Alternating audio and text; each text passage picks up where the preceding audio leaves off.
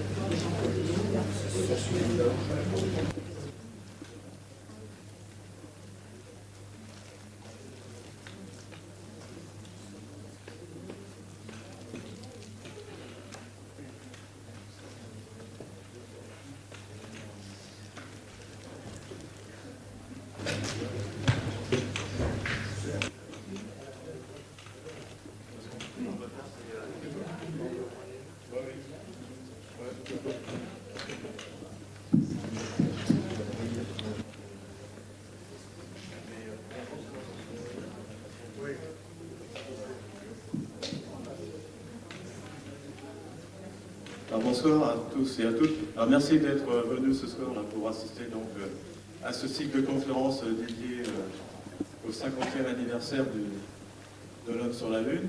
Alors à ce sujet, donc, il va y avoir pas mal de manifestations qui vont se dérouler ici à Universcience. Donc il va y avoir tout un cycle de conférences jusqu'au 12 juin qui est organisé ici tous les mercredis soirs et qui va vous être présenté par Jean-Pierre Martin, qui fera la conférence ensuite. Et en salle d'astronomie aussi dans le Palais de la Découverte, il y aura également des activités qui seront organisées. Et pour cela, je vais donc laisser la parole à Sébastien Fontaine, qui est le responsable du planétarium, qui va vous dire plus en détail ce qui est prévu justement à cette occasion. Voilà, donc je te laisse le micro. Voilà, bonsoir, c'est très bref. Donc les salles d'astronomie du Palais vont donc comme à chaque fois présenter quelques éléments liés à la conquête spatiale et aux missions Apollo en particulier. C'est-à-dire qu'on aura des exposés chaque week-end en salle d'exposés qui vont traiter les missions et aussi une exposition photo. Ça c'est très classique, mais ça fait toujours plaisir de revoir des grands tirages de ces images prises sur la Lune et des photos réalisées par les différents astronautes dont Jean-Pierre va nous parler ce soir.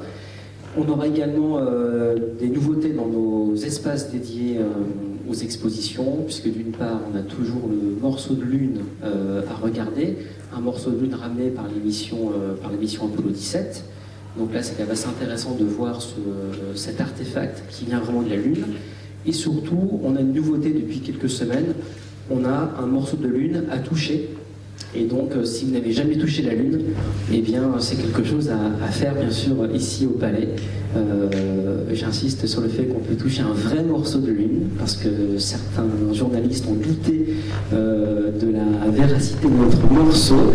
Donc oui, on est allé sur la Lune, et oui, notre morceau vient de la Lune. Et je vais plus loin, puisqu'on a également un morceau de Mars à toucher, ça fait quelques années.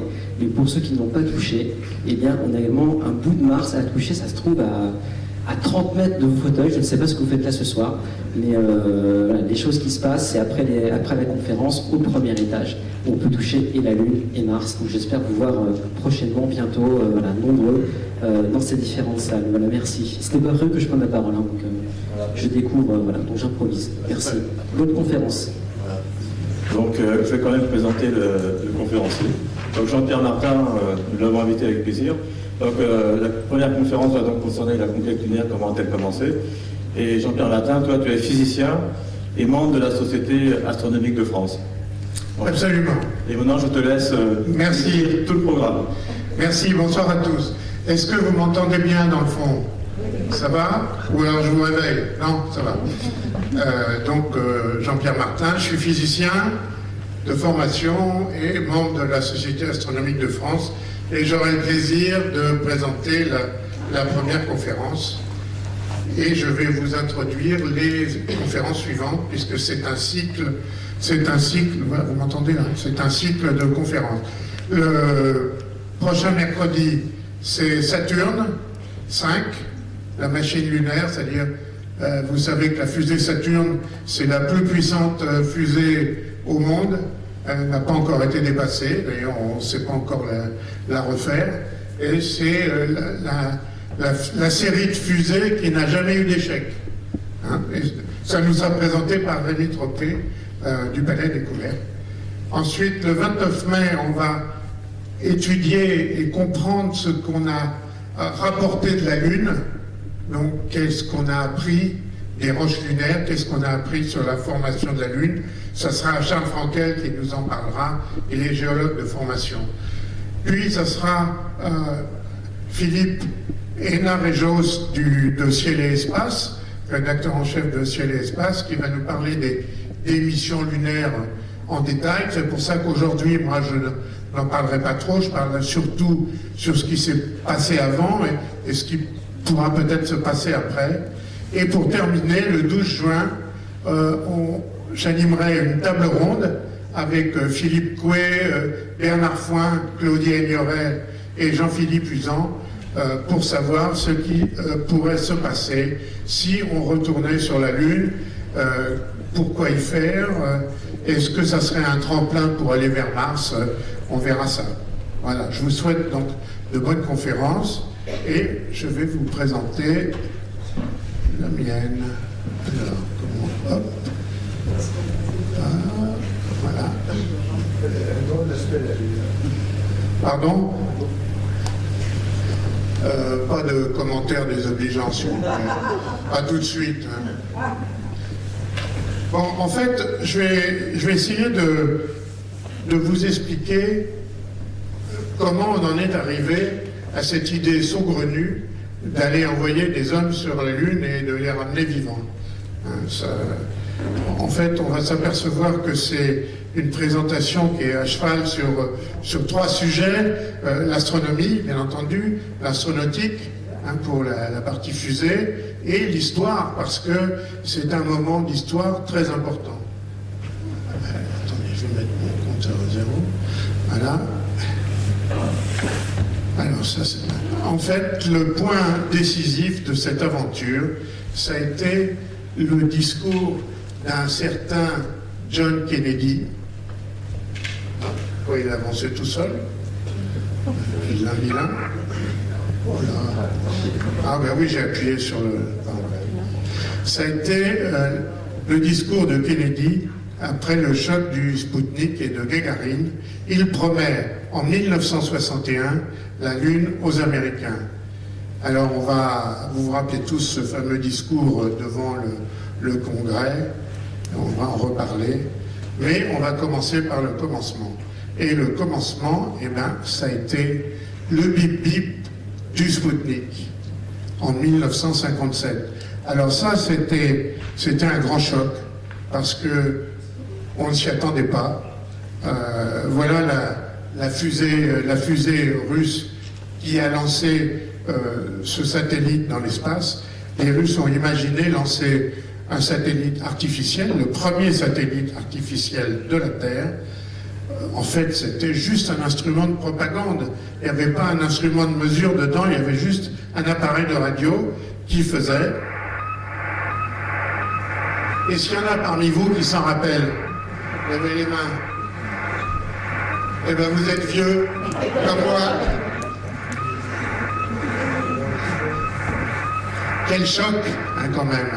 Et évidemment, on pouvait le voir passer dans le ciel. Alors bon, ça je rappelle pour ceux qui ne savent pas ce que c'est qu'une fusée, hein. Action égale réaction, voilà, c'est comme ça que ça marche. Et dès les premières années de l'astronautique, les Russes commencent à engranger des points. Ils vont s'intéresser à la Lune, ils vont d'abord lancer des sondes qui vont aller s'écraser sur la Lune, puis une sonde qui va passer près de la Lune et derrière la Lune et nous communiquer la première photo de la face cachée de la Lune. Ça aussi, c'était un choc. Hein. Je m'en souviens très bien.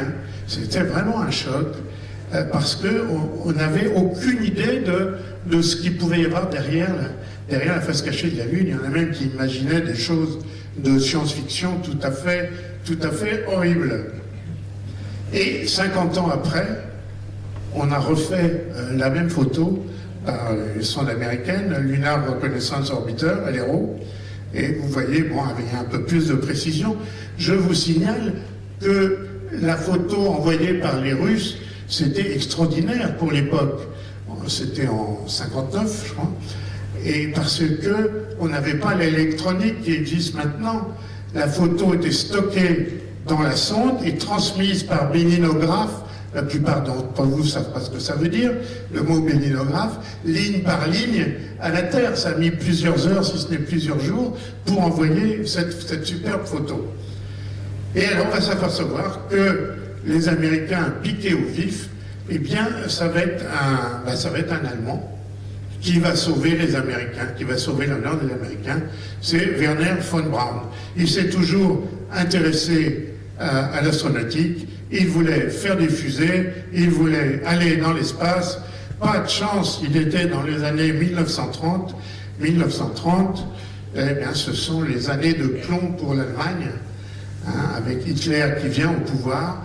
Il n'est pas pensable que des gamins en culotte courte s'amusent à faire des fusées. Il faut que ce soit l'armée, et c'est l'armée qui va en fait patronner tout ça et va construire une base secrète de fusées sur la Baltique, sur la mer du Nord, et une base dont le nom est connu, hein, Peenemünde. Et progressivement, on fait des essais. Il y a beaucoup d'échecs, bien entendu, mais en octobre 1942, von Braun arrive à lancer son premier lanceur, la fusée A4 que les nazis vont appeler V2, V pour vengeance, hein, qui s'élève de Peenemünde avec succès pour la première fois. Alors c'était vraiment assez extraordinaire pour l'époque parce que la structure des V2, c'est exactement la même structure qu'actuellement. Hein, il y a un réservoir de carburant, de comburant, il y a une tuyère, il y a même des gyroscopes pour guider la tuyère vers son point de destination. Alors évidemment, pour les Allemands, le point de destination, c'était pas l'espace, c'était les méchants. Enfin, les méchants pour les Allemands, c'est-à-dire les bons. Hein. Et donc, ils visaient l'Angleterre, la Hollande, etc. Et il y a eu plusieurs milliers de fusées V2 qui ont été lancées et qui ont fait énormément de morts. Alors, arrive là, on oublie souvent avec von Braun que c'était quand même un nazi qui a fait travailler des personnes, des camps de travail, et a fait mourir des milliers de personnes pour fabriquer des fusées. Alors arrive la fin de la guerre, et l'Allemagne est perdue, von Braun et son équipe s'en aperçoivent, et ils décident de se rendre aux Américains, ce qui n'était pas évident parce qu'ils étaient plutôt dans une zone dédiée aux Russes, mais ils traversent toute l'Allemagne avec les plans, avec les ingénieurs, avec des fusées pas encore construites, en pièces détachées, et ils se mettent à la recherche des Américains. Et là, vous voyez à droite, justement, c'est les camps de travail qui sont en train de construire des fusées.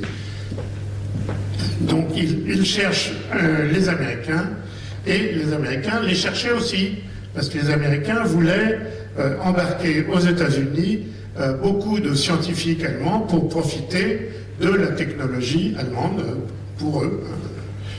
Les Allemagnes avaient perdu la guerre, c'était chacun pour soi. Et von Braun rencontre finalement les Américains, leur propose le marché, écoutez, moi je vous donne toutes mes fusées que j'ai stockées dans un tunnel avec tous mes gars, et puis vous m'accueillez aux États-Unis, et vous nous laissez faire des fusées pour conquérir l'espace. Bref, le marché est conclu, et les Américains vont être transférés aux États-Unis. Je passe. Au passage, d'ailleurs, il y en a quelques-uns qui préféreront rester en France et qui s'établiront à Vernon, dans la région de Vernon. Et vous savez peut-être que Vernon, c'est là où il y avait la société qui s'appelle Safran, qui s'appelait avant LRBA, ça a changé 1000 fois de nom. C'est le lieu où on fabriquait les fusées et les moteurs fusées de la France, notamment la fusée Véronique. Pourquoi ça s'appelle Véronique? Véronique, ça veut dire Vernon électronique. Et d'ailleurs, toutes les fusées qui sortaient de Vernon commençaient par un V. Donc vous voyez ici les photos de l'équipe allemande qui est accueillie à Vernon. Alors ils arrivent enfin aux États-Unis et ils font des fusées, évidemment. Alors vous voyez à gauche une fusée américaine. Ah ben non, c'est une V2, bah oui. Ils avaient amené plein de V2, les premières fusées américaines, ce sont des V2. Alors ils améliorent la V2, ils la transforment en fusée Redstone que vous voyez à droite. Alors il y a un petit problème quand même avec les Allemands qui sont aux États-Unis. Ils sont aux États-Unis illégalement, puisqu'ils ont été kidnappés par les Américains, pour ainsi dire. Donc ils sont dans un fort militaire. Ils sont partis avec leur famille, ils ont des gosses, les gosses vont à l'école, c'est plus ou moins secret, il y a des naissances, bref, ça ne peut pas rester comme ça. Alors, le service secret américain leur dit, ça va pas, hop, ils embarquent tout le monde dans un car, ou dans plusieurs cars, et ils leur font franchir illégalement la frontière mexicaine, et ils les emmènent à Mexico, à l'ambassade des États-Unis à Mexico, où ils demandent l'asile politique, et on leur accorde, bien entendu. Maintenant, ils sont légalement aux États-Unis, et plus tard, ils deviendront citoyens américains, malgré certains problèmes, malgré pour certains, quelques problèmes dus à leur passé nazi un peu trop prononcé. Alors, von Braun, il est malin, il voulait convaincre le public de s'intéresser à l'espace. Seulement, le gouvernement américain ne s'intéressait pas à l'espace. Alors il a une idée marketing. Il s'associe avec Walt Disney. Oui, Walt Disney. Moi, je me rappelle, dans les années 50-60, Walt Disney avait mis au point une série télévisée sur la conquête spatiale. Et vous voyez la station spatiale en haut à gauche de von Braun. Qui ne ressemble pas tellement à l'ISS, mais quand on représente des stations spatiales dans des bouquins de science-fiction, c'est plutôt quelque chose comme ça. Et ça marche très bien. Cette série américaine a beaucoup de succès à la télé, le public américain est conquis, et évidemment, le gouvernement américain va suivre. Et pour suivre, on a besoin d'un site de lancement. Et on a besoin d'un site de lancement qui est près de l'eau, et si possible près de l'équateur. Vous savez que près de l'équateur, ça aide l'effet de fronde de la rotation de la Terre. Et ce site de lancement, vous le connaissez tous. C'est Cap Canaveral, qui va s'appeler Cap Kennedy après. Et c'est ce site mythique qui va lancer toutes les fusées américaines. Enfin, presque toutes, parce qu'il y a un site aussi en Californie. Et voilà la première fusée américaine lancée de Cap Canaveral. Oh, mais ça ressemble à une V2. Eh bien oui, c'est une V2. Alors, pour sauver l'honneur un peu, vous voyez en dessous, au-dessus de la V2, là, ce petit truc là, c'est une fusée sonde made in USA. Donc c'est pas entièrement une V2, c'est une fusée américaine. Voilà. Et alors on arrive en 1956. Et alors là, von Braun, il a une idée superbe. 1956, c'est l'année géophysique internationale, où on doit faire des expériences sur la Terre. Il s'est dit, on va mettre un satellite américain autour de la Terre. 1956. Ça veut dire un an avant 1957. Hein. Et la plupart des gens ne savent pas ça. C'est qu'il voulait lancer un satellite artificiel autour de la Terre avec sa fusée Jupiter Redstone. Et tonton Eisenhower, il n'était pas content, il ne voulait pas. Il a dit, il n'est pas question que ce soit un nazi qui mette en orbite le premier satellite artificiel américain. Donc il a dit niet, enfin plutôt il a dit nein. Hein. Alors évidemment, von Braun a procédé au lancement. Il n'y avait pas de satellite dans le dernier étage. Et pour être certain que von Braun ne lui fasse pas un enfant dans le dos, le service secret a remplacé à l'intérieur de la coiffe du satellite, la place du satellite l'a remplacé par du sable. Et bien je peux vous dire que le sable a été correctement mis en orbite. Voilà, alors dommage, hein, un succès extraordinaire. On a loupé le choc, on a loupé le coche, dommage. Et arrive le choc, octobre 57, c'est le bip-bip des Russes.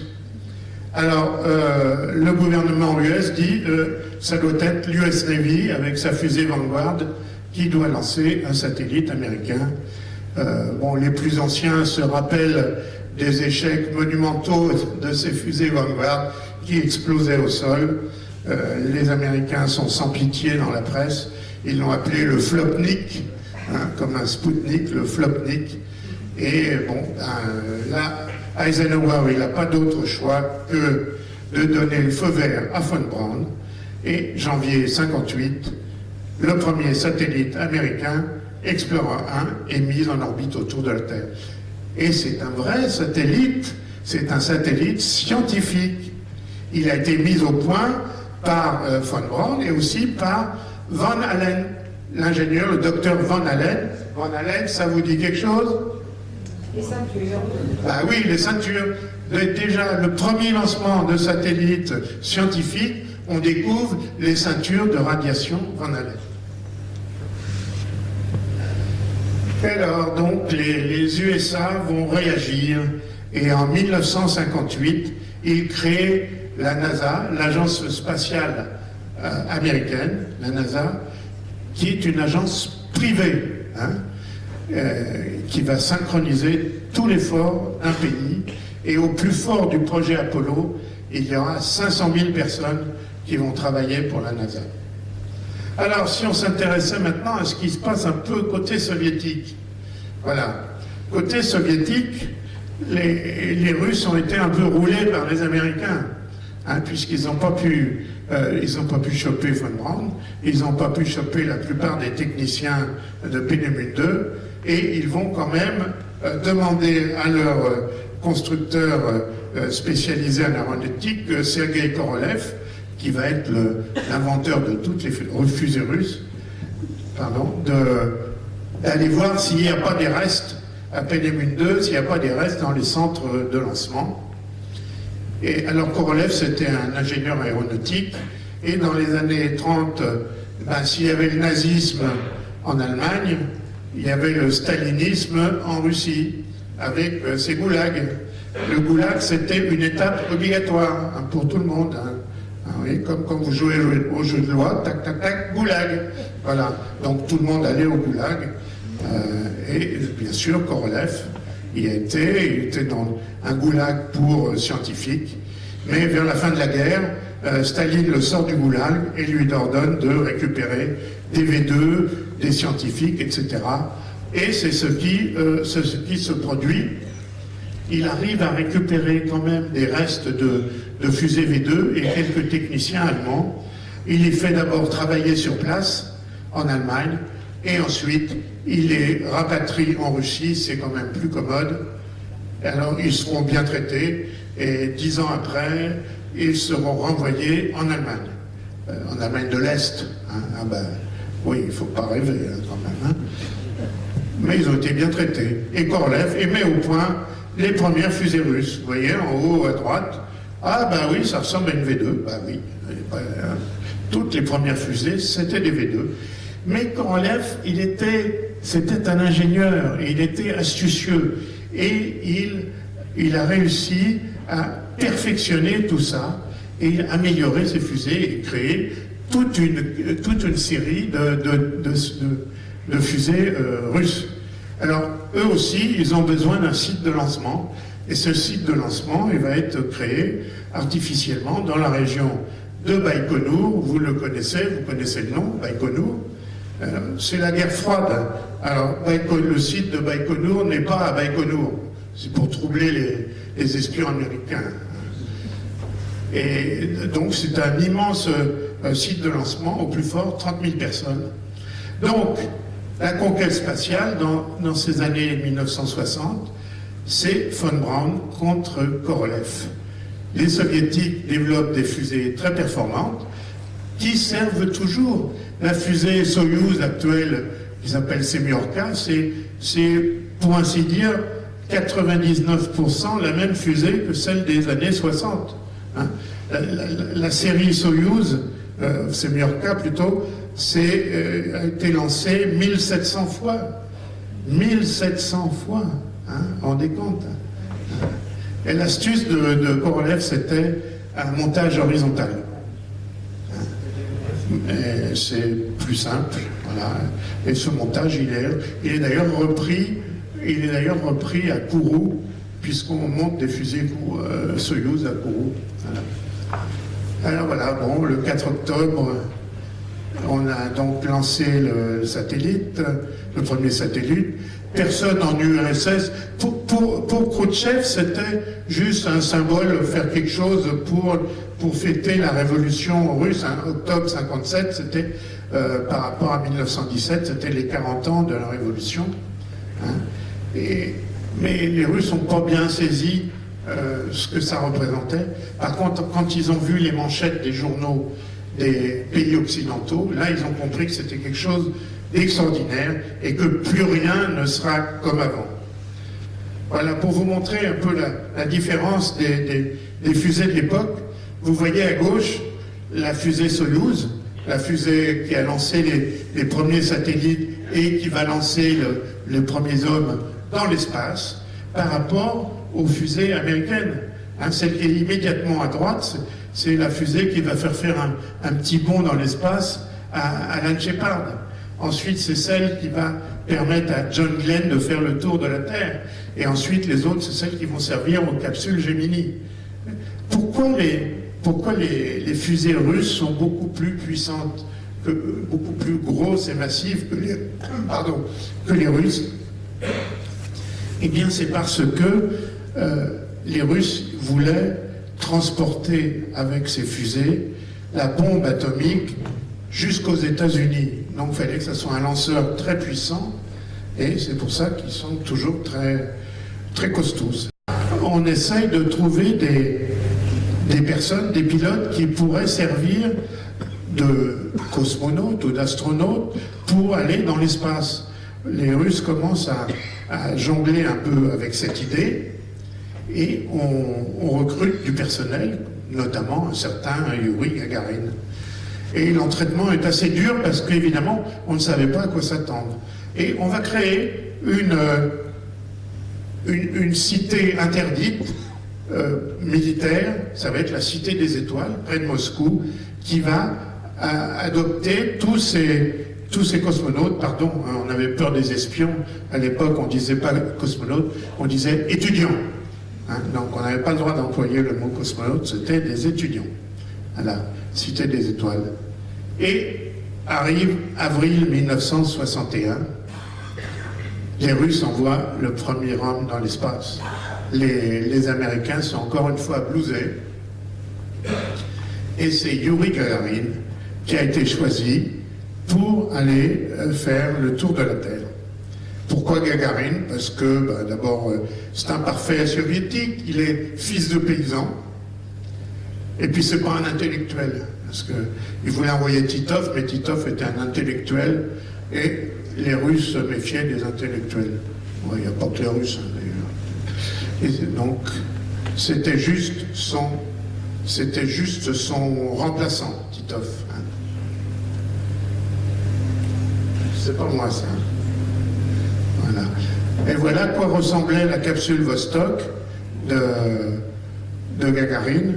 Alors bon, c'est une sphère. Hein. La structure n'a pas énormément changé. Hein. Il n'y a pas beaucoup de place à l'intérieur. Hein. Et ça va rester comme ça jusqu'à maintenant. Alors, premier vol. Le 12 avril, Gagarine est prêt, il a passé la visite médicale, hop, il prend le bus pour aller au pas de tir. Mais Gagarine, il a envie de faire pipi. Eh oui, hein, la vie est dure. Hein. Alors, il fait arrêter le bus et il va faire pipi contre la roue du bus. Eh bien, ça va devenir un rituel immuable pour tous les cosmonautes ou astronautes qui vont partir de Baïkonour. Sur la voie du pas de tir, il va falloir absolument s'arrêter et satisfaire un besoin naturel. Alors vous allez me dire, comment elle a fait Claudie? Notre Claudie que vous verrez dans un mois. Vous savez? Non, eh ben, elle vous dira peut-être. Parce que, bon, non, je veux pas, elle vous le dira. Peut-être. Voilà. Alors voilà l'équipement à l'intérieur. Ah bon, ça n'a rien à voir avec l'équipement de la navette spatiale, hein, bien sûr. Le problème, c'est que les Russes voulaient faire tout en automatique. Pourquoi? D'abord, on ne sait pas ce qui va se passer avec des êtres humains dans l'espace. On n'avait jamais lancé des hommes dans l'espace. Hein. En apesanteur, qu'est-ce qui va se passer? Il va peut-être mourir, il va peut-être exploser. Puis on a peur qu'il devienne fou, qu'il meure. Ou pire, on a peur qu'il atterrisse en Amérique. Ah, là, évidemment, c'est le pompon. Donc, on veut faire un voyage autour de la Terre en automatique. Voilà. Et alors, je vais vous montrer le vaisseau donc, de Gagarine que vous voyez ici. Le vol ne s'est pas déroulé aussi simplement qu'on l'a dit à l'époque. Il y a eu des problèmes à la séparation de la capsule. Enfin bref, ça a été. Et surtout, l'atterrissage ne s'est pas produit comme on l'a dit à l'époque. À l'époque, on a cru que Gagarine s'était posé avec sa capsule sur le sol. Ce qui, comme maintenant. Hein. Maintenant, c'est comme ça que ça se fait. Hein. Mais à l'époque, on ne savait pas ralentir la capsule à l'arrivée au sol. Vous savez, maintenant, les capsules Soyouz, il y en a qui l'ont vu à la télé, la capsule, elle arrive au sol à grande vitesse. Hein. C'est très viril, hein, quand même, l'atterrissage. Hein. Et arrivé à 70 cm du sol, il y a des rétrofusées qui ralentissent, qui vous donnent un bon coup de pied où je pense, et qui ralentissent tout ça. Mais on ne savait pas le faire à l'époque. Alors qu'est-ce qu'ils ont fait les Russes? Et c'était intelligent. À 7000 mètres d'altitude, Gagarine, il est éjecté automatiquement avec un parachute, et il se pose en parachute à côté de sa capsule. Et ça a été le plus grand secret de l'Union soviétique pendant 20 ou 30 ans. On l'a su qu'au moment de la perestroïka. C'est ridicule, parce que ça n'enlève rien à la performance de Gagarine. Hein. Mais bon, mais c'était comme ça. Enfin, bref, il atterrit. Évidemment, il était en combinaison spatiale. Et il a eu quelques petits problèmes. Heureusement, il avait sa carte du Parti communiste sur lui. Alors, il était sauvé. Voilà. Voilà la fusée qui se trouve, une copie de sa fusée qui se trouve à Moscou. Et voilà comment s'est déroulée donc la séquence. Vous voyez, il s'est éjecté là, et voilà. La capsule se pose là, le parachute se posait à côté. Alors évidemment, comme il s'est posé dans les steppes de l'Asie centrale, il n'y avait pas grand monde autour, donc personne n'a été témoin de cet atterrissage à deux quoi, capsule plus parachute. Et maintenant, on peut voir ce siège éjectable, par exemple, au centre spatial de Washington, au musée de l'air et de l'espace de Washington. Vous voyez, c'est là où j'ai fait ces photos. Hein. Voilà la capsule de Gagarine. Et voilà les articles de presse de l'époque. Bon, il y en a plein, le passé.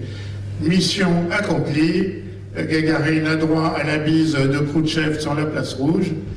Tout le monde connaît Gagarine, mais personne ne connaît Korolev. Hein? Son existence n'est pas connue. Il est interdit de publicité. Il n'existe pas. Alors, il est connu sous le titre de constructeur général. On verra que ça aura de l'importance un peu plus tard. Voilà, petit sourire de Gagarine. J'ai eu le plaisir de le rencontrer en 1961. C'est vrai qu'il n'était pas très grand, un grand sourire, tout habillé tout en bleu, et était sympathique. Voilà. Alors, l'Amérique commence à en avoir assez de tous les succès soviétiques, et elle va réagir méthodiquement. Alors, cela avait commencé avec l'électronique, parce que les soviétiques avaient une électronique très basique, si bien que même quand ils faisaient des missions spatiales, c'était la balistique. Ils n'étaient pas capables de piloter un vaisseau spatial. Ils lançaient. Si ça arrivait au bon endroit, c'est bien. Si ça n'arrivait pas au bon endroit, tant pis. C'est pour ça, quand ils ont visé Vénus, on a fait 15 ou 20 tentatives pour Vénus. Il y en a qui ont marché, il y en a qui n'ont pas marché. Mais les Américains ont mis au point des techniques, d'abord en électronique à base de transistors, les transistors au germanium, puis les transistors au silicium, puis les microprocesseurs, et c'est ça qui a donné la clé de la Lune et de l'exploration spatiale pour les Américains. Et tout ça, c'est la Silicon Valley. Hein, tout vient de la Silicon Valley, comme actuellement. Hein. Tous les Google, Facebook, tout ça, tout a été inventé dans des garages de la Silicon Valley. Ce n'est possible qu'en Amérique, ces trucs-là. Alors, ils mettent au point un plan d'attaque pour conquérir la Lune. Une capsule avec un homme à bord, Mercury, puis 2 hommes à bord pour le rendez-vous spatial, puis Apollo avec ses 3 bons hommes pour aller sur la Lune, parallèlement des robots pour défricher la zone d'atterrissage, Ranger, surveilleur, lunar orbiter, et Von Braun qui va construire la fusée la plus puissante au monde. Voilà la capsule Mercury, je vais aller un peu vite maintenant. Bon, elle n'est pas automatique, elle est pilotable. Hein. Et les pilotes vont s'appeler les astronautes. Voilà l'équipe des premiers astronautes américains à côté de leur capsule. Vous voyez que c'est pas très grand, hein, comme capsule. Ah, vous allez me dire, tout ça c'est des bons hommes, et les femmes? Ben oui, les Américains avaient prévu d'envoyer les femmes dans ces capsules. Eh bien, ils ne l'ont jamais fait. Honte à eux. Honte à eux. Elles ont subi le même entraînement que les hommes, et aucune n'ira dans l'espace. C'est vraiment scandaleux. Qu'est-ce qui a rigolé? Ah oui, c'est pas correct, hein, quand même. Hein. Alors, en fait, la première femme dans l'espace, c'était une Russe, hein, Valentina Tereshkova. Alors, Mercury, voilà, donc Mercury va servir à tester la mise en orbite, la rentrée avec le bouclier thermique, ben, vous savez que ça pose un problème, la rentrée atmosphérique qu'on peut brûler, hein, et la récupération.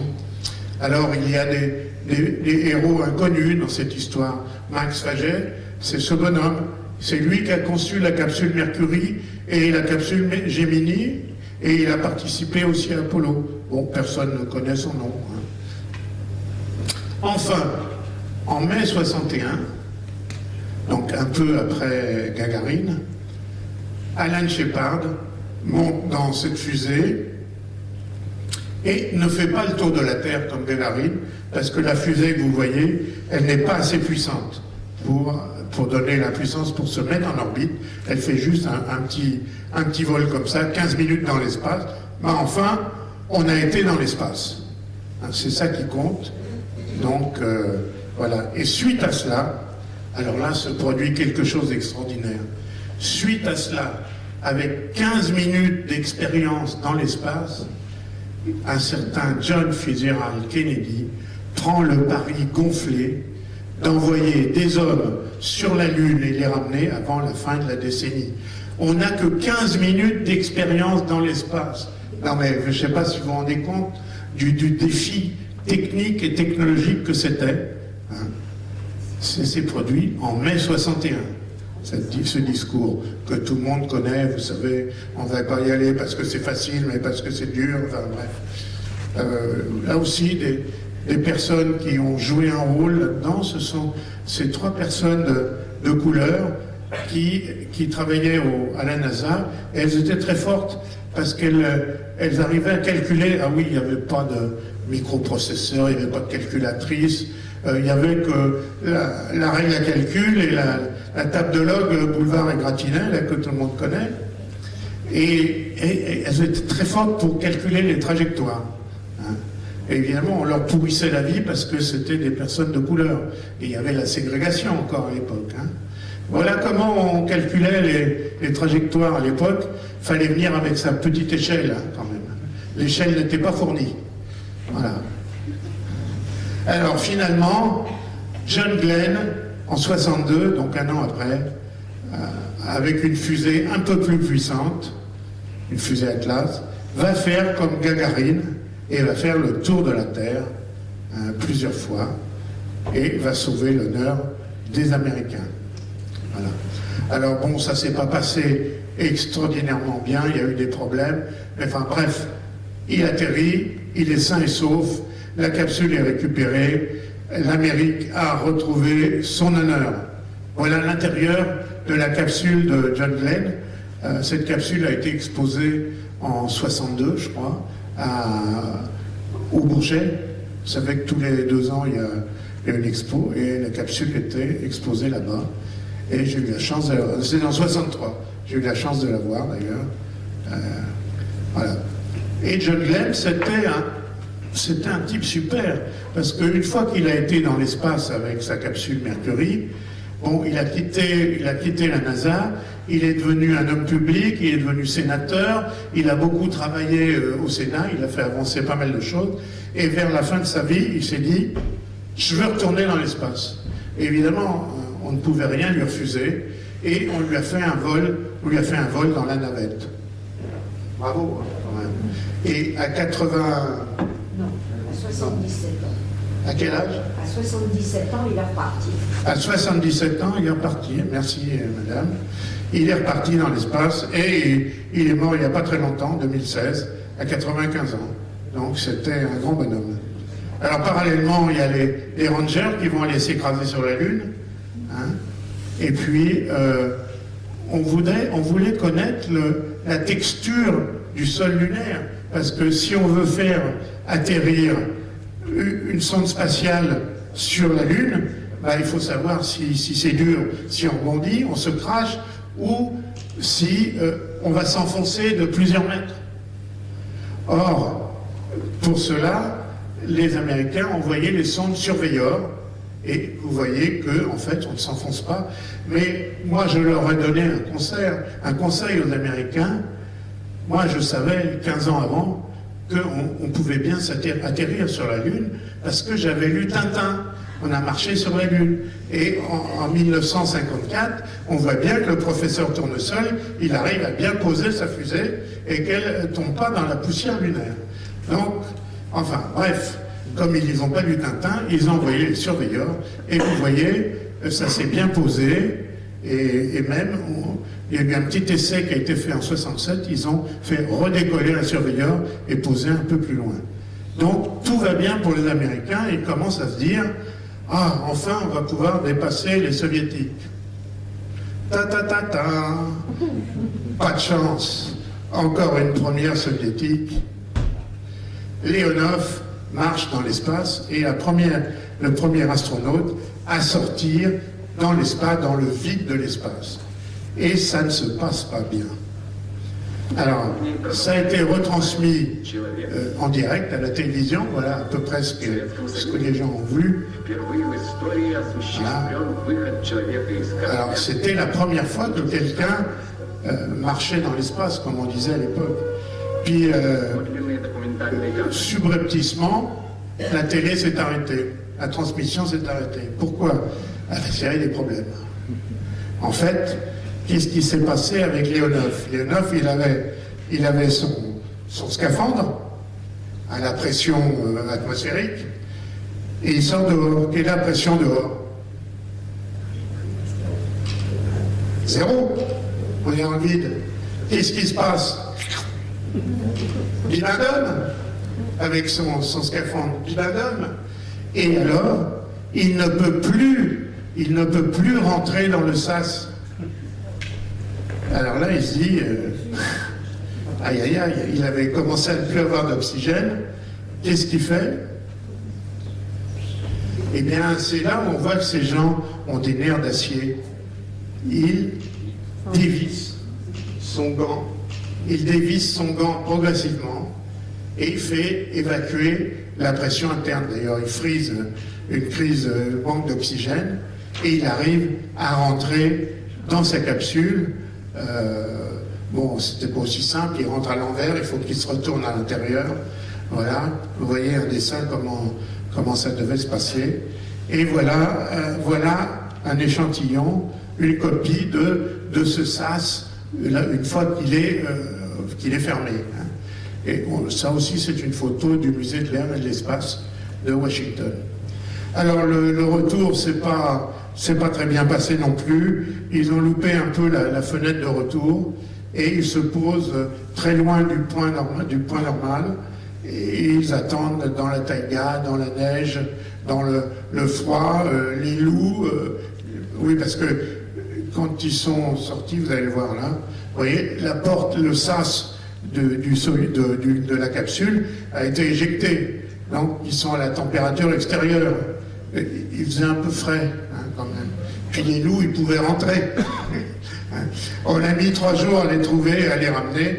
Mais bref, ça a été. Et tout ceci a permis à notre ami Léonov de gagner son ticket pour aller sur la Lune. Et on verra ça. Alors, les Américains répliquent avec la capsule Gemini, qui va valider le concept de rendez-vous dans l'espace, permettre de voler plusieurs jours et de faire des sorties dans l'espace. Voilà, j'avance un peu. C'est en fait le programme le plus important. Les gens connaissent peu le programme Gemini, mais c'est lui qui a validé toutes les étapes de la mission Apollo.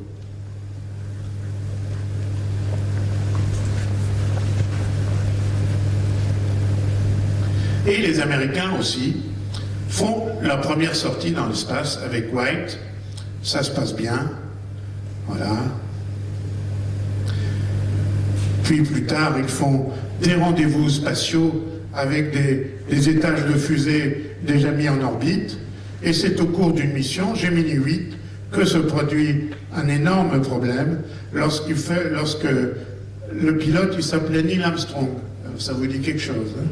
Lorsque le pilote commence à accrocher la cible, tout se met à tourner à des vitesses épouvantables, si bien qu'ils sont proches de la perte de conscience. Et le sang-froid de Neil Armstrong arrive à faire qu'il se désarime de la cible et il arrive à retourner en urgence sur Terre. Et là aussi, il a gagné probablement son billet pour la Lune, avec son sang-froid.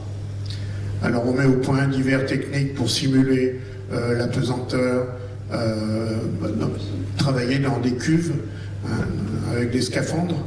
C'est Buzz Aldrin, le nom vous dit quelque chose, c'est Buzz Aldrin qui a eu cette idée, parce que c'était un très bon scaphandrier, il faisait beaucoup de plongées sous-marines, et il a eu cette idée. Voilà, on met au point des divers stratagèmes pour simuler la pesanteur lunaire, on envoie des lunar orbiteurs pour cartographier la surface lunaire, là où on va se poser. Et maintenant, la route est tracée, c'est objectif Lune. Apollo peut démarrer. Alors, il y a plusieurs techniques pour aller vers la Lune, et notamment une qui va s'appeler le rendez-vous en orbite lunaire, qui a été trouvé par ce monsieur, qui est inconnu du grand public, John Houbolt, qui va permettre, donc on va se poser sur la Lune, et puis il n'y a qu'une partie qui va remonter, qui va aller s'accrocher à la capsule Apollo, etc., etc. Il va prendre son bâton de pèlerin pour convaincre toutes les grands pontes de la NASA qui étaient contre ce système. Ils étaient plus pour la version Tintin.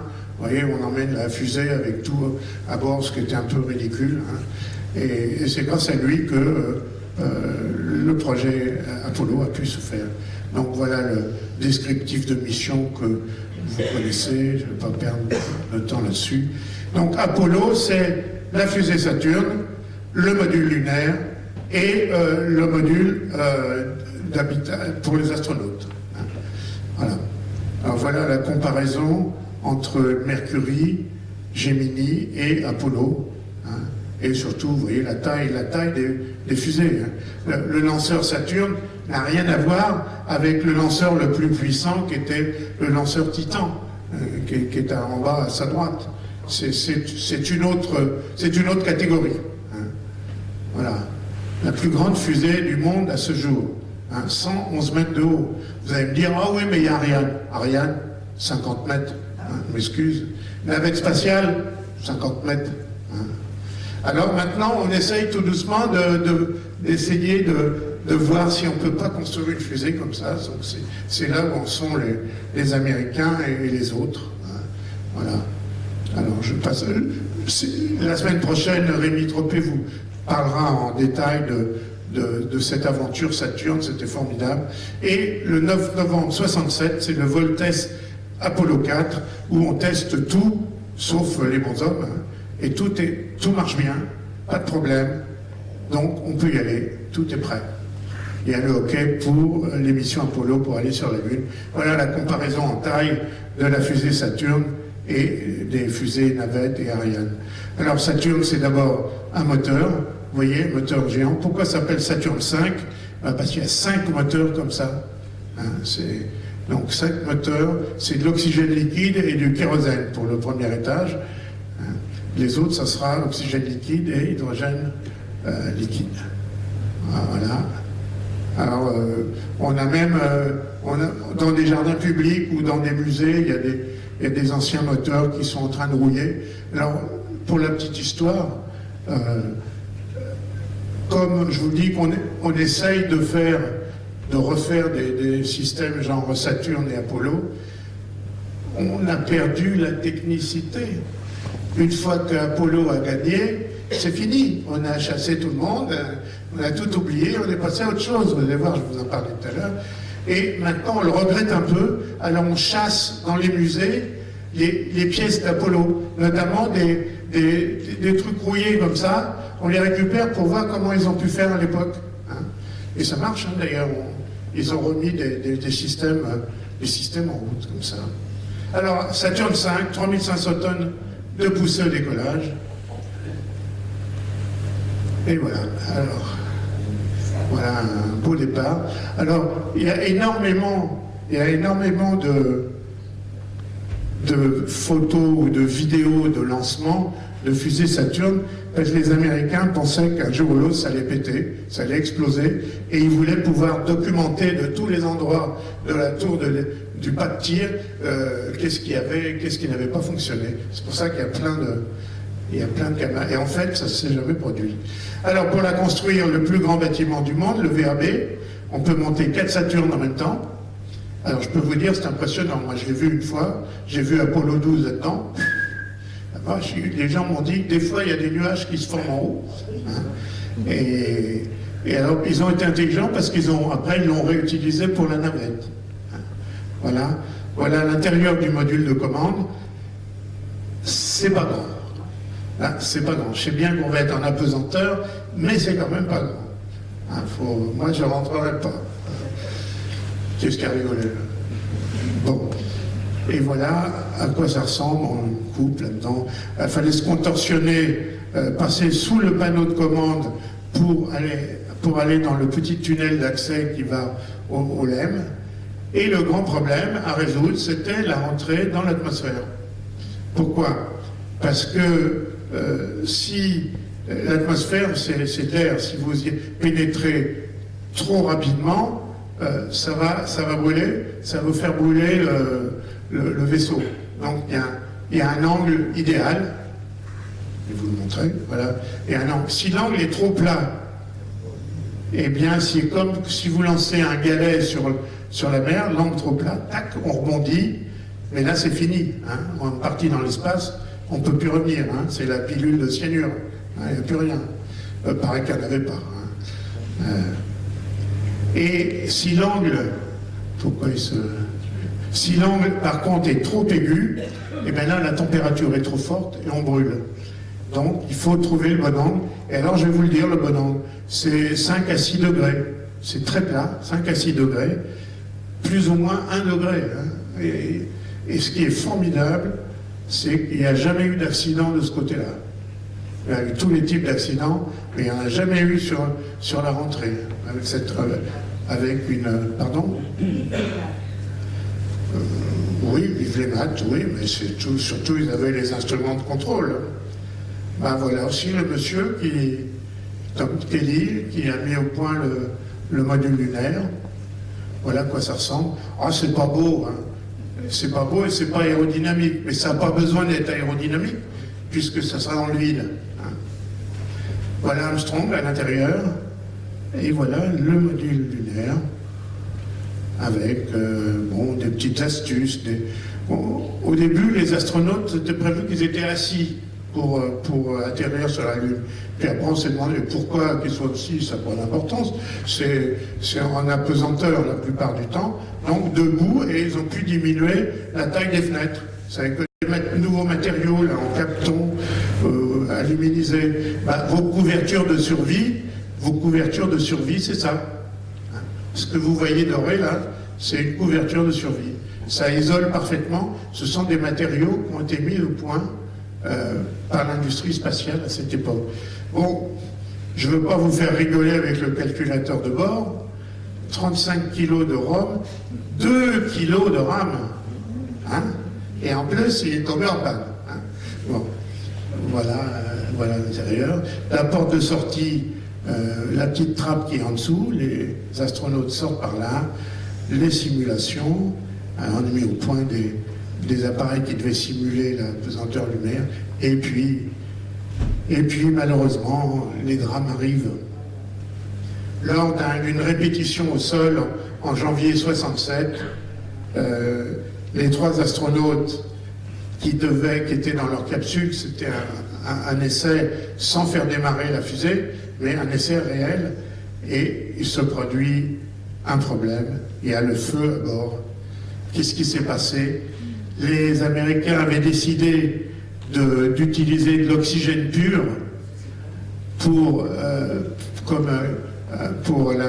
l'intérieur du module de commande, l'oxygène pur sous pression, et il y a eu un court-circuit, et court-circuit, oxygène pur sous pression, il y a des matériaux qui s'enflamment naturellement, notamment le velcro. Vous savez que le velcro, c'est aussi une invention du spatial, sur lequel on peut accrocher beaucoup de choses.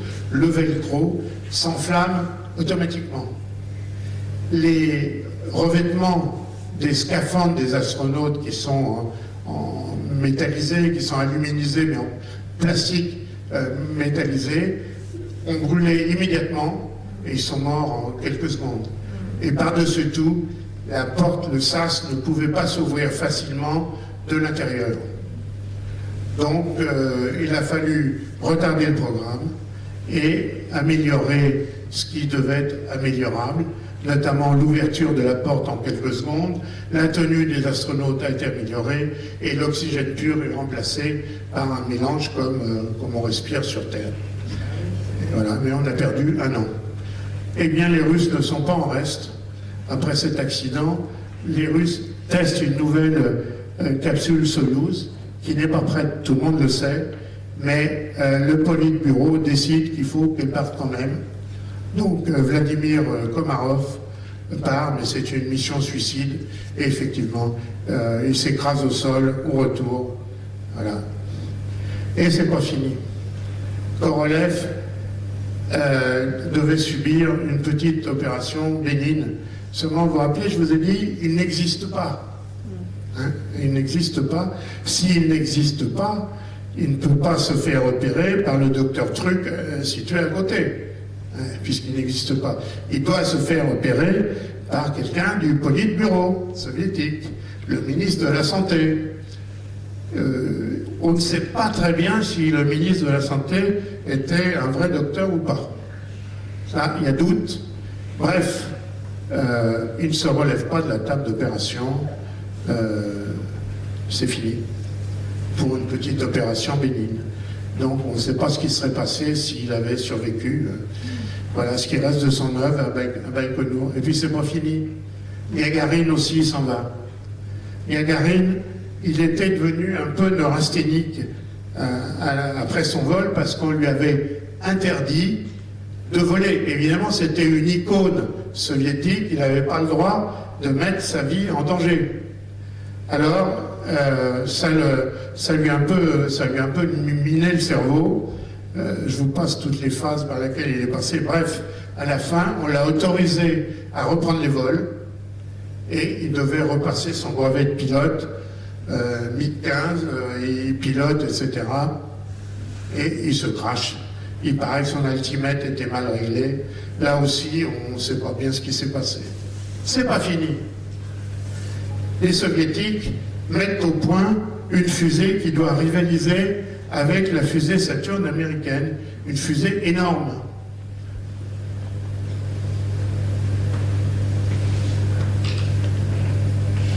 Il y a une trentaine de moteurs à synchroniser. Ils n'ont jamais réussi. Ça a toujours explosé au sol. Notamment une fois, ça fait beaucoup de dégâts. Voilà cette fusée, elle était très imposante. Regardez par rapport à la fusée Saturn, c'est la même taille. Donc ça n'a pas marché. Donc les Russes, on voyait bien que les Russes commençaient à perdre pied et qu'ils n'arriveraient pas à lancer quelqu'un vers la Lune. D'ailleurs, ils ont démenti. Ils ont dit qu'ils n'avaient pas de problème de programme lunaire pour les astronautes. C'est pas vrai, bien sûr. Voilà le LEM russe, hein, qu'on peut voir un peu dans tous les musées. Hein. On l'a su ça aussi après la perestroïka. Hein. Alors c'était un petit peu plus basique, que le LEM américain. Hein. Quand je dis un peu plus basique, c'était même très basique. L'astronaute qui devait aller dans la capsule qui allait se poser ici devait sortir du Soyouz ici, nager dans l'espace jusque-là, rentrer dans sa capsule, se détacher et atterrir sur la Lune. Et cette partie devait remonter, se réaccrocher, il fait son petit nage un peu dans l'espace, il ramène les quelques échantillons, et voilà. Alors c'était prévu évidemment pour un seul bonhomme, c'était Leonov, et quelques échantillons. Bon, ça ne se produira pas. Voilà Buzz Aldrin qui pose devant un LEM russe, hein, vous voyez, et voilà diverses photos qu'on trouve maintenant un peu partout. Alors, sur ces entrefaites, on est en 1968. Alors 1968, bon, pour certains ça rappelle les pavés, mais pour d'autres, Noël 68, c'est... Allez, vous suivez, Noël 68, c'est Apollo 8, hein, parce que la CIA, justement, qui espionnait les Russes, a photographié sur le pas de tir de Baïkonour cette super fusée que vous voyez en bas à droite là. Et les Américains pensent, oulala, les Russes sont en train de nous préparer quelque chose, avant qu'on puisse lancer des hommes sur la Lune, ils vont sûrement faire quelque chose d'assez extraordinaire. Il faut qu'on puisse faire quelque chose avant eux. Et c'est pour ça qu'ils modifient le programme d'Apollo 8. Ils vont dire, ok, on envoie Apollo 8, le LEM il n'est pas prêt, on va faire quelque chose qui va marquer les esprits, on va aller tourner autour de la Lune et ramener les astronautes. Et ça, c'était aussi extraordinaire, puisque pour la première fois, on voyait la Terre de la Lune.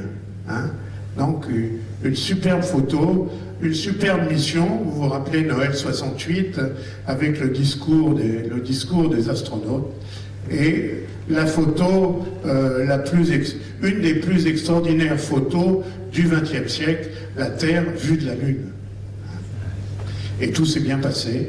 Voilà la capsule d'Apollo 8 qui est maintenant au Musée des Sciences de Chicago. Alors, bon, ça je vais passer un peu. Il fallait évidemment éduquer les astronautes. Hein, donc on leur a donné des cours de géologie, notamment avec des gens comme Eugène Shoemaker, oui, celui de la comète, hein, Shoemaker-Levy. Il devait d'ailleurs être astronaute, hein, Shoemaker. Puis il n'était pas bien et c'est Harrison Schmitt qui a pris sa place. Voilà. Le centre de contrôle, hello Houston, on n'a pas de problème. Hein, enfin, ils sont payés pour résoudre les problèmes.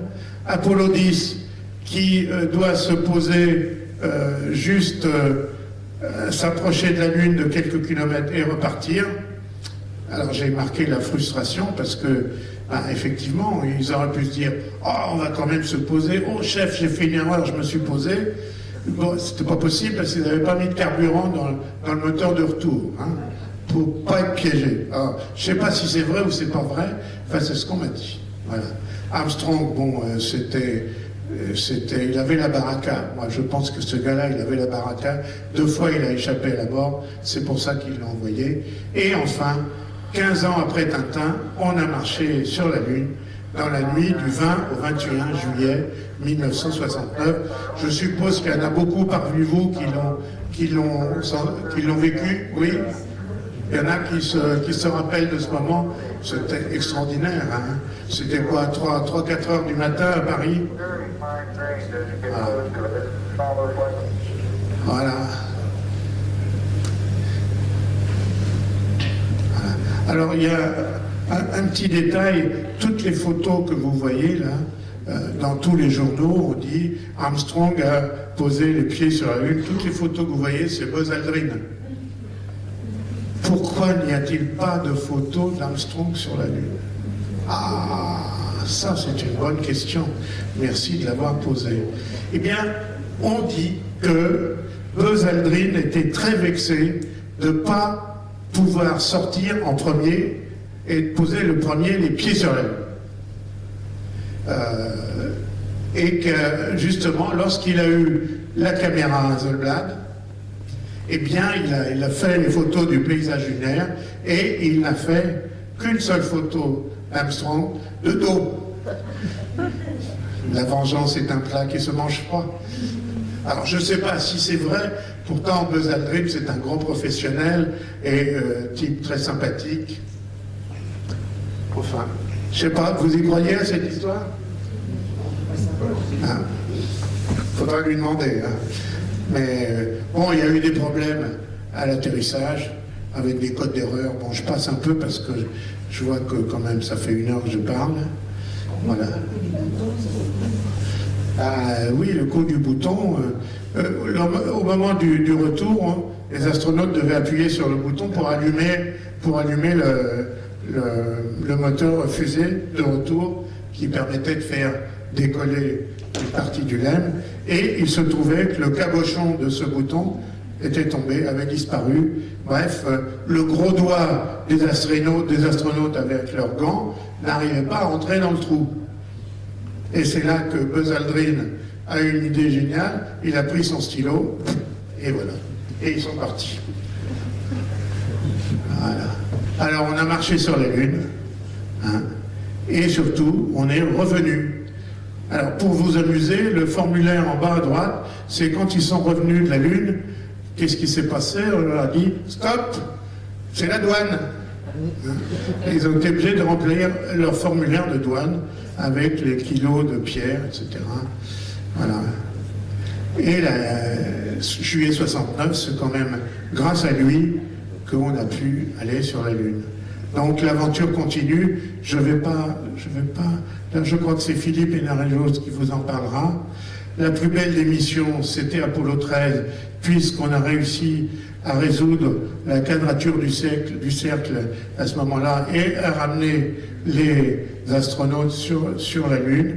Mais je vais vous dire 2 mots sur la dernière mission. La dernière mission, donc, vous avez bien compris que les Russes ont perdu. Hein. Le public américain se lasse. Donc Apollo 17 sera la dernière mission, mais ça sera la meilleure au point de vue scientifique, puisque on embarque à bord un vrai géologue. Et il s'appelle Harrison Schmitt. Voilà, il est vivant et il donne des conférences et il s'occupe toujours de géologie lunaire. Voilà, c'est superbe travail. L'intérêt d'avoir un géologue, c'est qu'il pouvait détecter exactement quelle pierre il fallait ramener, et ils ont ramené énormément d'échantillons. Et ils sont restés 3 jours à la surface, ils ont fait 3 sorties extravéhiculaires, et voilà la photo la plus belle. Ça, c'est Harrison Schmitt en train de prendre un échantillon, donc lors de la mission Apollo 17. Donc plus d'argent, ni d'intérêt du public. Alors, adieu la Lune. Alors, est-ce qu'il y en a qui pensent qu'on n'a jamais été sur la Lune? Allez, soyez chouettes, au moins qu'il y en ait un qui lève la main. J'ai préparé 3 slides pour vous expliquer. Allez, il y en a bien un qui pense. Ah, vous n'êtes pas chouette avec moi, je vais quand même vous passer des slides. Voilà. Alors, il y en a qui disent qu'on n'a jamais été sur la Lune, mais vous vous rappelez, je vous ai dit qu'au plus fort du projet, il y avait 500 000 personnes qui travaillaient sur le projet Apollo. Alors, déjà, quand il y a 2 personnes qui partagent un secret, c'est pas simple. Alors, 500 000 personnes, excusez-moi, c'est pas possible qu'il n'y en ait pas un qui vende la mèche si on n'y avait pas été. Hein. Bon, ça c'est mon premier truc. Maintenant, ok, ils n'ont pas été sur la Lune. Mais alors, où est-ce qu'ils ont été, les astronautes? Parce qu'on les a vus partir, hein, ils étaient dans la fusée. Bon, on ne les a pas trouvés. Hein. Les échantillons qu'on a ramenés, bon, on les a pris dans le jardin de l'administrateur de la NASA. Hein, ouais. Mais le point le plus important, c'est les astronautes, ils ont fait de la science sur la Lune. C'est-à-dire qu'on a déposé des instruments, hein, notamment des réflecteurs laser. C'est quoi un réflecteur laser? Vous envoyez de la lumière et ça vous la renvoie dans la même direction. Hein. Et il y a 4 ou 5 réflecteurs laser sur la Lune. Et on peut tirer depuis 3 ou 4 centres sur Terre, dont un notamment au-dessus de Grasse, dans le sud de la France. Où Daniel et moi, on a tiré un jour là-bas, on a eu 2,12 secondes, aller-retour, un truc comme ça. Et donc, s'ils n'y ont pas été, qui est-ce qui a mis les réflecteurs laser là-bas, hein? Moi, j'ai encore 2 arguments. L'ennemi de toujours, le KGB, n'a jamais prétendu que les Américains n'ont pas été sur la Lune. Alors si ça, c'est pas une preuve, hein. Et dernière preuve, maintenant on a des sondes lunaires qui sont très performantes et on peut imager toutes les zones où les Apollos ont atterri. Vous voyez ici par exemple le site j'arrive pas à lire, de Apollo 17 je crois. Voilà, on voit les traces de pas, on voit le reste du lème, etc. Voilà des belles photos. Voilà ce qui nous reste, c'est des belles photos. Voilà les différents points qu'on a visités sur la Lune. Je voudrais... Qu'avons-nous appris d'Apollo? D'abord, on a pu galvaniser tout un peuple pour un tel projet. On s'est aperçu que l'espace était dangereux. Il y a eu des pertes, il n'y a pas eu de pertes en vol à l'époque d'Apollo. Il y en a eu après, vous le savez, avec les 2 accidents de la navette. Et on a mis au point de nombreuses techniques scientifiques et de nombreux éléments qu'on retrouve dans la vie courante. Les simulations sur Terre ont été parfaites. La première phrase des astronautes quand ils ont atterri, c'est comme au simulateur. Hein. Mais depuis Apollo, on n'a pas fait mieux, on a même perdu en technicité et efficacité, puisque au jour d'aujourd'hui, il n'y a pas de fusée capable de faire ce qu'a fait Apollo. Alors, on a appris, sur la Lune, on a appris beaucoup de choses. Et je résume, la Lune, c'est la Terre. Hein, c'est un morceau de la Terre. Et le reste, bon, on change d'époque. Voilà. Et après, alors, pas grand-chose. On ne s'est pas intéressé à la Lune. On a construit la navette spatiale, l'ISS. On s'est intéressé à l'exploration solaire, l'exploration de toutes les planètes. C'est bien aussi, mais pendant ce temps-là, on ne s'est pas intéressé à la Lune. Et alors, maintenant, on a l'air de s'y intéresser de nouveau avec des sociétés privées dont vous avez entendu les noms, je pense, comme SpaceX, Blue Origin, des choses comme ça. Et on pense que ces sociétés ont la capacité, sous l'égide de la NASA, de retourner sur la Lune. Pourquoi? Parce que les Russes ont été remplacés par les Chinois dans l'espace, et il est possible qu'il y ait une nouvelle course, et donc on s'intéresse de nouveau à la Lune. On pense même construire des villages lunaires. Je crois que Claudie Aigneret et Bernard Foin vous en parleront lors de la dernière conférence au mois de juin. Voilà, voilà ce qu'on imagine construire. Le problème de la Lune, c'est que c'est dangereux. Alors bon, c'est dangereux pour y aller, mais c'est dangereux pour y rester. Pourquoi? Parce qu'il y a le vide. Vous avez toutes les radiations. Et les radiations, ça va vous bouffer la vie. Hein. Ça va manger votre ADN. Donc on ne peut pas rester plus de quelques semaines exposé aux radiations sans qu'il y ait des dégâts considérables. Ce qui va être le problème des voyages vers Mars, hein, entre parenthèses. Hein. Et le régolithe lunaire, la poussière lunaire, est très, très abrasive. Et elle se colle partout, et si vous respirez ça, ça va dans vos poumons, etc. Et c'est très grave. Il faut résoudre ces deux choses. On en parlera lors de la dernière conférence. Et moi, je pense que lorsque les Américains voudront revenir sur la Lune, ils auront une petite surprise. Les Chinois les attendront. Parce que les Chinois ont un véritable programme. J'ai fini. Une seconde, oui. Les Chinois ont un véritable programme lunaire et on peut se poser aussi la question, qu'est-ce qu'on pourrait faire après? Ça, on en parlera lors de la dernière séance. Et en conclusion, donc, les missions Apollo ont amélioré nos connaissances. La Lune est née de la Terre et partage notre destinée. Alors, on va y retourner certainement. Pourquoi y faire?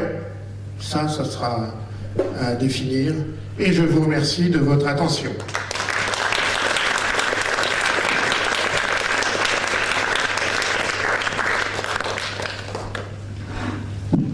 Merci beaucoup Jean-Pierre. Alors maintenant nous allons passer aux questions. Oui, alors je vous dis tout de suite, mes bonnes oreilles datent de l'époque d'Apollo. Donc parlez fort. Hein. Voilà. Bon, voilà. Déjà il y a une question ici. Attendez, je vous donne un micro parce que c'est enregistré, hein, pour que tout le monde et ça permettra à tout le monde de bien entendre. Attendez, s'il vous plaît, faire passer.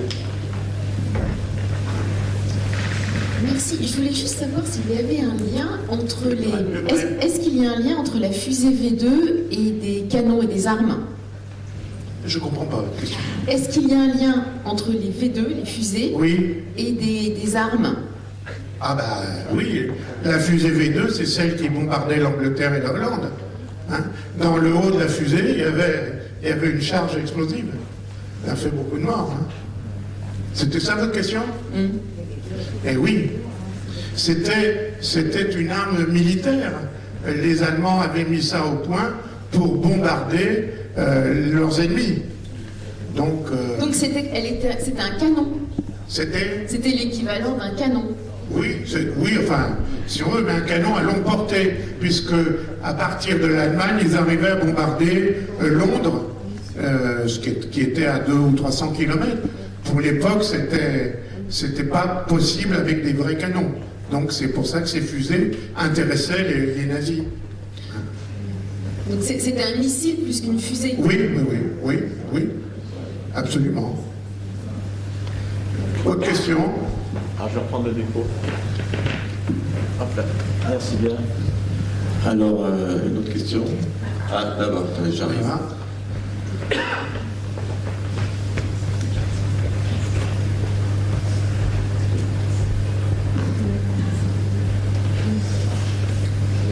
C'est pas grave. Oui, bonsoir. J'ai deux petites questions à vous poser. Je voudrais savoir qu'est-ce qui a décidé les Russes d'abandonner, puisqu'ils n'étaient pas si loin que ça de pouvoir aussi se poser. Oui, je comprends votre question. Qu'est-ce qui a décidé les Russes à abandonner? Eh bien, lors de la mort de Korolev, les Russes n'ont jamais fait des choses de simples. Au lieu de continuer l'œuvre de Korolev, ils ont créé différents bureaux d'études qui se faisaient concurrence. Donc, ils n'ont pas mis tous leurs efforts dans un même projet. Ils se sont dispersés et ça n'a pas marché. C'est ça, voilà. Alors, effectivement, on peut se poser la question, si Korolev n'était pas mort sur la table d'opération, est-ce qu'ils auraient pu lancer le LEM russe? Peut-être. Je ne peux pas vous dire. Mais les Russes ont très mal réagi à la mort de Korolev, plutôt les Soviétiques. Ils étaient même entre eux, ils étaient méfiants, vous comprenez? C'est une époque que moi j'ai connue aussi, l'époque soviétique. Tout le monde se méfiait de tout le monde. Bien sûr, on se méfiait du grand Satan, les Américains, mais entre eux, ils se bouffaient le nez. Hein. Et bon, ça n'a pas marché. Voilà. Et sinon, deuxième question, vous avez dit le plus grand mystère de la capsule des Russes avec le parachute. Oui. On voit bien sur la photo qu'il n'y a aucune rétrofusée sur la sphère. Non, il n'y avait pas de rétrofusée à l'époque. Donc, oui, mais qu'est-ce qui a fait croire aux Américains qu'ils ont pu se poser avec des rétrofusées si on voit bien que c'est une sphère. Et parce que à l'époque, on ne savait rien, on balbutiait, on n'avait pas les informations. Hein, les premières photos de la capsule de Gagarine qui s'était posée n'étaient pas diffusées par le public. Donc les Américains ne les connaissaient pas. Et même les Américains ne connaissaient pas bien les techniques pour revenir sur Terre, puisque les Américains, eux, n'ont jamais utilisé le système de rétrofusée, ils se posaient dans l'eau. Seulement, l'Empire soviétique couvre 10 ou 11 fuseaux horaires, et c'est que de la Terre. Donc pour eux, ils n'avaient pas le choix, il fallait trouver un système pour se poser sur Terre, et ils ont mis longtemps, quelques années, avant de mettre au point ce système de rétrofusée qui, au dire de Claudie Aignoret, on lui poserait la question, elle décrit ça comme très dur. Oui, j'ai bien compris, mais aux yeux des Américains, qu'est-ce qu'ils croyaient? Quelle était, à leurs yeux, la technique des Russes pour se poser à l'époque? Qu'est-ce qu'ils connaissaient de la technique des Russes? Non, qu'est-ce que les Américains, les scientifiques américains pensaient que les Russes utilisaient comme technique pour atterrir? Ah bah ça, je pense que les Américains pensaient qu'ils s'atterrissaient uniquement avec les parachutes à l'époque. D'ailleurs, ça aurait été pensable avec un grand nombre de parachutes, mais ce n'était pas le cas. Hein. Donc, l'espionnage, vous savez, c'était quand même... L'espionnage en était à son balbutiement, c'était très protégé, l'astronautique russe. Hein. Donc, pour pouvoir avoir gardé pendant près de 30 ans le fait que Gagarine s'était éjecté au lieu de se poser avec sa capsule, personne ne le savait. D'ailleurs, je ne sais même pas s'il y en a... Et s'il y en a qui ne savaient pas ça, ici. Donc, c'est très peu connu. Hein. Mais ça a été connu après la perestroïka, seulement. Merci. Je vous en prie. Oui, madame. Ici. Attendez, j'arrive.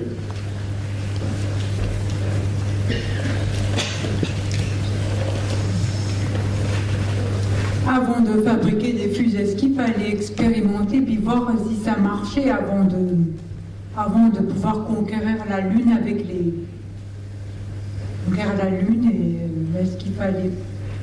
Ben, si vous voulez, on a fait des essais avant avec des robots, hein, puisqu'on a posé les surveilleurs sur la Lune. C'était donc des robots, il n'y avait pas d'astronautes à bord, ce qui permettait de simuler toute la phase d'atterrissage. Ensuite, ce sont des missions qui commencent sans astronautes à bord, c'est ça que vous voulez dire? Oui, c'est ça. Ça aurait coûté cher pour pas grand-chose, hein. Et on serait reparti, comment?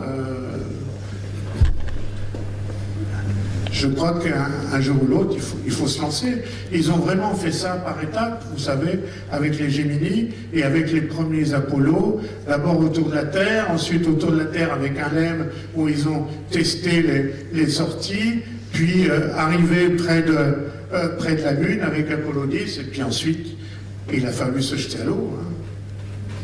Moi, ça ne me choque pas. Une question là. Ah, monsieur Bassino. Oh. Attendez, vous étiez avant, je crois, il me semble, non? Bon, peu importe. Bon, ce sera... Après, ce sera... Vous aviez dit que la poussière lunaire était collante et corrosive. Abrasive. Abrasive, pardon. Abrasive. Parmi les 400 kilos de matériaux qu'on a ramenés, a-t-on essayé de mettre un peu d'eau dedans et de faire pousser quelque chose? A-t-on essayé de mettre un peu d'eau et de faire pousser quelque chose? Bonne question. Je ne sais pas, mais ça devrait sûrement se produire puisque c'est du basalte. Hein. Ce qu'on a ramené, c'est principalement du basalte. C'est la terre. Hein. Or, le basalte, c'est très bon hein, pour faire pousser quelque chose. Je ne sais pas si on a essayé, mais... Par contre, je reviens à cette histoire de poussière lunaire. C'est quand même un sacré problème pour les futures missions lunaires. Parce qu'il faut être certain, surtout si on veut vivre plusieurs mois dans une base lunaire, il faut être certain de ne pas entraîner de poussière à l'intérieur. Or, n'oubliez pas que quand les astronautes sont rentrés dans leur capsule, ils étaient couverts de poussière. Ils en ont ramené sur Terre aussi. Hein. Donc, il faudra trouver un système. Les gens travaillent dessus. Voilà, monsieur. Vous avez montré des fusées construites par des sociétés privées. Ça a été permis parce qu'il y a un marché avec des satellites, donc c'est commercial. Est-ce que vous pensez également qu'un jour on va avoir des sociétés privées qui s'intéressent au voyage vers la Lune parce qu'il y aura un marché commercial pour ça? Est-ce qu'il y a un intérêt en dehors du plaisir d'un voyageur, par exemple? Absolument. La Lune, on se pose des questions sur les réserves de la Lune. Alors, d'abord, les réserves, si on envoie des êtres humains, on est sûr qu'on va trouver de l'eau, puisqu'il y a de la glace dans certains cratères lunaires qui ne voient jamais le jour. On est sûr aussi qu'avec cette glace, on peut faire de l'oxygène et donc de l'hydrogène, donc ça peut aider pour une station lunaire. Mais il y a un élément qu'on ne trouve pas sur Terre et qui est fondamental pour la fusion à froid, c'est l'hélium 3. L'hélium 3, on n'en trouve pas sur Terre à cause de notre atmosphère, à cause du champ magnétique, etc. Alors que sur la Lune, comme il y a un vide, il y a du vide, cet hélium 3 qui vient du Soleil se trouve dans la surface lunaire, et si on est capable de le récolter et de le ramener sur Terre à des coûts intéressants, eh bien c'est la source d'une énergie inépuisable et sans déchets radioactifs. Mais ça, c'est pour le palais de la découverte dans 100 ans. On se reverra peut-être. Exactement. Mais on travaille là-dessus. Et évidemment, il y a des sociétés privées qui commencent à prévoir des systèmes, des machines pour traiter une partie de l'hélium 3 et de le ramener automatiquement sur Terre. Voilà. Alors, une question, ça. Encore une question? Pas tous à la fois. Ah, là-bas, monsieur. Voilà.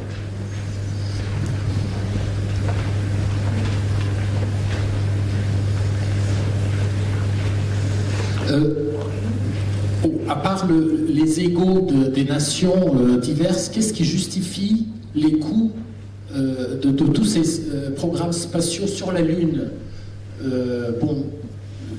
L'hélium 3 peut-être, mais je veux dire, les Chinois, qu'est-ce qui les motive, à part l'ego? C'est déjà 90%. À mon avis, c'est le fait qu'il va y avoir, et il y a une compétition entre les États-Unis et la Chine. Manifestement, c'est ça qui va booster les efforts lunaires. Alors, il y en a qui disent aussi, la Lune, c'est peut-être un tremplin pour mettre au point les technologies pour Mars. Je sais pas, mais ça va être... c'est ça, donc il y a l'ego, la gloire et la compétition internationale. Parce que qu'est-ce qui va se passer si ce sont les Chinois qui créent la première base lunaire au pôle sud de la Lune et qui sont les premiers à essayer de ramener de l'hélium 3 ou des choses comme ça? Je crois que les Américains ne seront pas contents. Donc je pense qu'il va y avoir vraiment une course pour ça. Maintenant, est-ce que aussi la Lune peut servir pour partir vers Mars? Alors, partir vers Mars, ça paraît absurde parce qu'il faut amener des choses de la Terre vers la Lune et de la Lune vers Mars, mais ça peut permettre de mettre au point les technologies. De toute façon, Mars, je vous en dis 2 mots, à mon avis, pour aller vers Mars, les premières missions sont des missions suicides, obligatoirement, à cause des radiations. Et pour y aller avec un peu moins de danger, il faut qu'il y ait un saut technologique dans les lanceurs. C'est-à-dire, au lieu d'y aller en 7 mois, il faudrait y aller en 1 mois. C'est pensable, hein. On travaille là-dessus, avec des moteurs ioniques. Des gens de la NASA travaillent là-dessus. J'ai vu les moteurs, ils prétendent qu'en 4 à 5 à 6 semaines, on pourrait arriver vers Mars. Par contre, il y a les lois de la mécanique céleste, et on serait obligé de rester quand même, je sais pas, 15 ou 16 mois sur place avant de pouvoir repartir pour être dans la bonne fenêtre de tir. Mais quand même, on gagnerait presque 1 an sur le voyage total. Et surtout, 1 an où on ne serait pas exposé aux radiations. Parce que le problème n'est pas résolu une fois que vous êtes sur Mars ou sur la Lune. Il faut vous enterrer, les mecs. C'est fini. Il faut vous enterrer. Hein? Donc c'est pour ça qu'il y a une grande chasse. On cherche les tunnels de lave sur la Lune, les tunnels de lave sur Mars, on les a trouvés, on les a catalogués, etc. Et puis, il faut y aller, il faut construire une base à l'intérieur, peut-être. Il y a plein de choses. Je vois qu'il y a des jeunes ici, il y a du boulot pour vous, les enfants. Alors là, il y a du boulot, là, de ce côté-là. Est-ce que du point de vue géologique, il y a des choses encore à découvrir sur la Lune qui pourraient éventuellement motiver nos scientifiques? Est-ce qu'il y a des choses éventuellement cachées qu'on pense découvrir? Vous savez, à part l'hélium 3, je ne sais pas bien. Bon, il y a certainement des minéraux, mais comme sur Terre. Alors, le seul corps qui n'est pas présent sur Terre, c'est vraiment l'hélium 3. Les autres, on les a sur Terre. Je vous dis tout de suite, il n'y a pas de mine d'or sur la Lune. Hein? L'or, c'est peut-être l'hélium 3, hein, pour le futur. Hein, quand on aura maîtrisé toutes ces techniques. C'est sérieux, hein, ce que je vous dis, l'hélium 3. Hein, parce que à Cadarache, en ce moment, on construit, vous savez, un réacteur de fusion, mais pas à base d'hélium 3, mais c'est de la fusion propre. Hein, et ça pourrait être remplacé dans le futur par une fusion à base d'hélium 3, qui est encore plus propre, et dont, si on en possédait quelques tonnes, ça pourrait satisfaire l'énergie du monde entier pendant 1 an. Vous voyez, donc c'est pas négligeable. Donc, si on arrive à ramener ça sur Terre et à l'exploiter, pour le moment, c'est de la science-fiction. Mais bon, la science, ça commence comme ça, des fois. Voilà, merci beaucoup pour cette conférence. Merci à vous. Je vous donne rendez-vous dès lundi prochain.